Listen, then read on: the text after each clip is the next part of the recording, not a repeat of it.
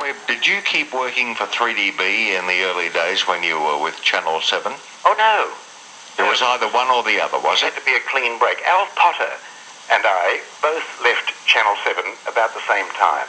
We used to have long arguments with John Eden, who took over the breakfast session from me on 3DB. You remember John Eden? That's right, of course. Yes, Silver Fox. that's right. Well, John used to argue that you could handle both media, but we used to argue it was either one thing or the other. And frankly, television was so completely absorbing and time-consuming that there was no time to work on radio. Dan, you must have been very short of space at Dorcas Street in those early days. I was going to say about the opening night, there were two studios. One was a little tiny studio, and that was the only one that was complete. And it wasn't until Hector Crawford came along with Wedding Day that they got a floor on the big studio, because there was a big discussion going on about what would give you the perfect floor covering without ripples that would be seen when the cameras dollied and trucked across the floor. And Jim Fisher, the chief engineer at Channel 7, was sticking out for a special sort of it was a compound that he wanted poured right across the floor. And when Hector Crawford came up with this show, Wedding Day, they said, well, God, we better get a floor on it, we'll never get a show at all. So they put tiles on, and they lived to regret it as long as that studio existed. I'll bet. Looking back on some of the photos from the Hall of Fame, the 7 book that was brought out in conjunction with the opening, marvellous to see the changes in audience, how the audience looked. I'm looking at a shot of a program called Auction House, mainly made up of housewives, all wearing hats and fur coats. Yes. There were wonderful afternoon programs, I think, for the ladies. I think they enjoyed them.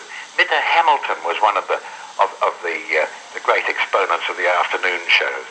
And, of course, Brenda Marshall was very big on those afternoons. Do you remember Brenda Marshall? Yes. Yes, she's with the Association for the Blind these days, Dan. She's still with them, is she? I understand she is, yes.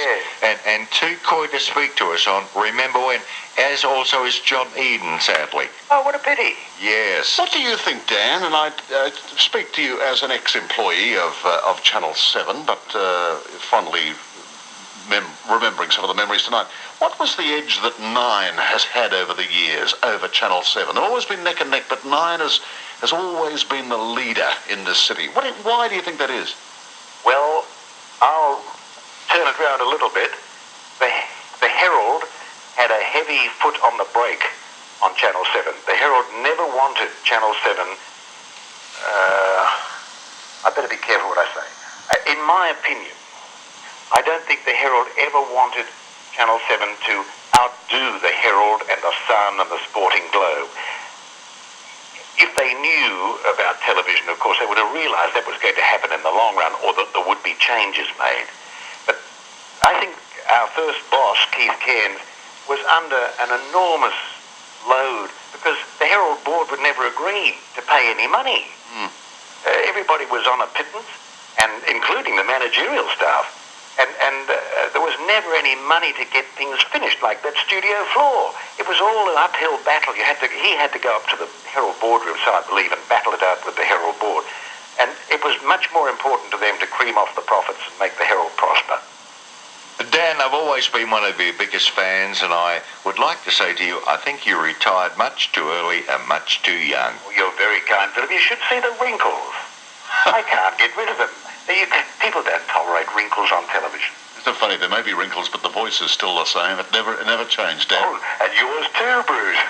Yours too. So what do you do these days, Dan? Well, I have a lovely time, really. I play a bit of golf. I'm writing a book about Mount Buffalo, as you know, I think, and I do a lot of reading, which I couldn't do when I was working in television. I never really had time. Well, it's always been a joy being in this business because of people like yourself, Dan.